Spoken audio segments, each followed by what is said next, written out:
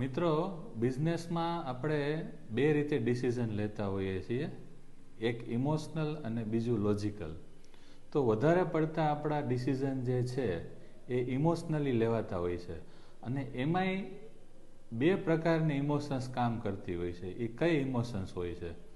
તો એ લાગણીઓ હોય છે ડર અને લાલચ, એટલે કે ફિયર અને ગ્રીડ. એક એક્ઝામ્પલ લઈને આપણે સમજીએ કે સપોઝ તમે ઉધારીમાં માલ વેચો છો અને તમારી 10 લાખ રૂપિયાની એક ઉઘરાણી કસ્ટમર પાસે બાકી છે. હવે એ કસ્ટમર તમને એવું કહે છે કે તમે હજી અમને માલ આપો તો અમે એ માલ વેચીને તમારા પૈસા તમને આપશું.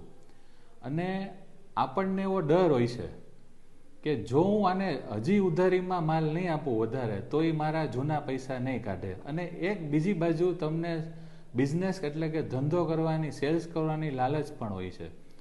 તો બિઝનેસમાં આપણે આવી પરિસ્થિતિમાં, એટલે આના જેવી ઘણી બધી પરિસ્થિતિ સર્જાતી હોય છે.